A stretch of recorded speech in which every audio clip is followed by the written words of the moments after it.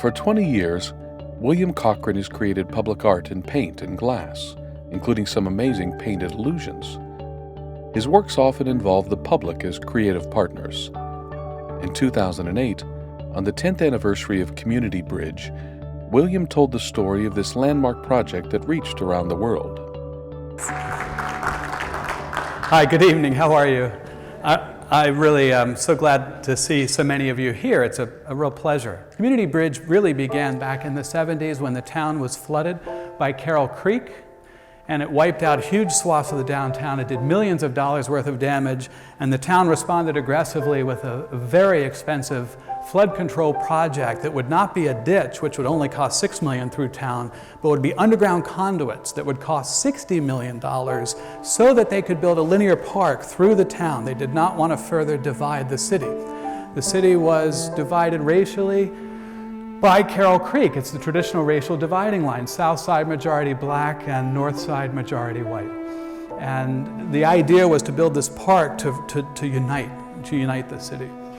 And as the conduits were constructed, the park planning went forward. Here's a diagram showing the conduits underground and the park built on top. Unfortunately, the park was very controversial, and the harder they tried to get the park designed and get it underway, the more controversial it became. People were fighting over how it should be designed, who should design it. They called it in the newspaper the Carroll Creek Saga. It went on for year after year. The mayor lost office who had championed it. Lost the election. People ran for office saying, let's get this project done. And there were a lot of racial controversies at that same time that created tensions in Frederick. The flood control project was very important to the city. It was the largest construction project ever undertaken in Frederick County.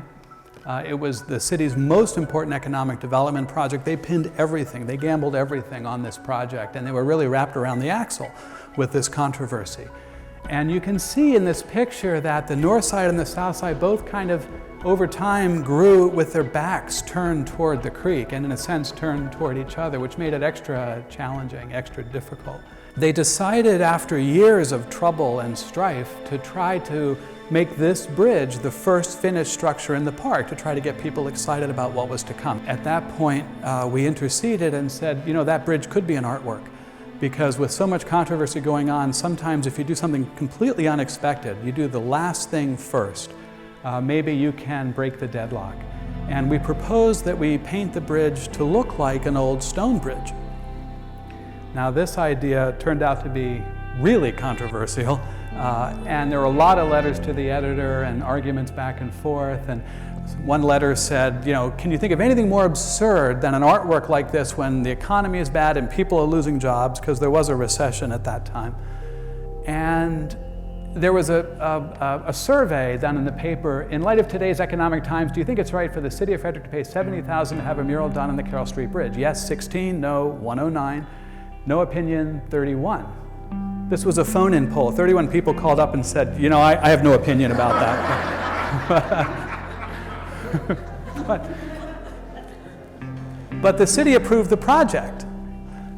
So the first thing we did was to paint a temporary artwork on the face of the bridge, letters that looked like they were carved that said, this is a shared vision.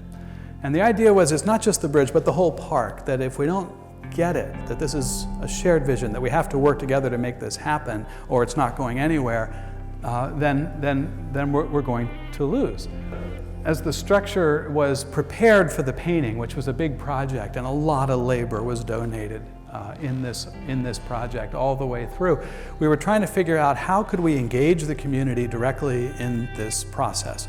And we were asking people questions to figure out a way to solicit information from them that we could use to shape the meaning and design of the work. How do you anchor the spirit of community in this artwork? We had proposed to paint it to look like an old stone bridge, and that was what the city approved. But we wanted to take it further and engage the whole community, one way or the other. To harness the imaginative power of the community itself as a catalyst for social, cultural, and economic transformation.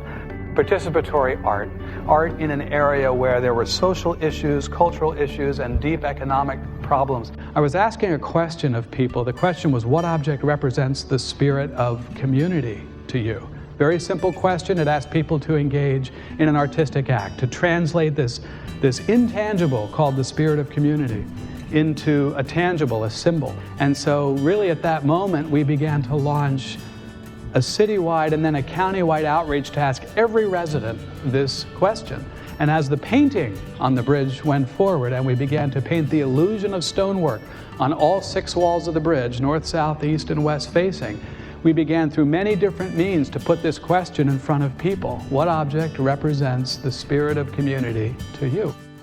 And we put together a team of community leaders that Teresa Cochran put together and led to develop an outreach mechanism powerful enough to push this question into every corner of the community, every geographical, every area, every population segment, in a variety of ways. And after a year, they came up with many different methods to do that, and all of them were implemented. There was no budget for this. It was all done with volunteer effort and donated labor. These are the art teachers in Frederick County at the bridge learning how to engage their students and volunteers assembling posters that were distributed county-wide. This is a Boy Scout and his troop mates it was an Eagle project to help with this project, distributing posters all over the place. The Hampton Inn sign, you've probably seen it, 6 weeks nonstop, 24 hours a day. This was designed to reach commuters. There was television, radio, a documentary that ran 40 times on local Cablevision, direct mail, many other methods, and we tracked it to be sure that we were reaching every corner, that we were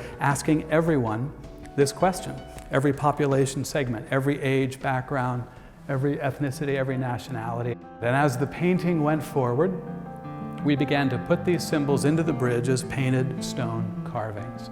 These are some of the little drawings people did on their response cards. Most of them just wrote words, but some people actually did these little drawings. You can see the diversity of ideas that are in them. And we used these ideas in 3 different ways to shape the meaning and design of the work. One was they appeared in the bridge as these painted stone carvings, individual carvings, many of which were suggested by more than one person.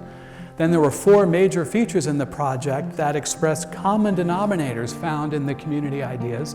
And then there were 4 medallions at the heads of the columns that were the individual ideas suggested the most often, usually by 50 or more people. That's what the medallions are, and each one links to a major feature. So for example, someone said a violin represents community because you look at it from a different angle and it's a fiddle. And it's the same instrument, but it connects 2 completely different communities.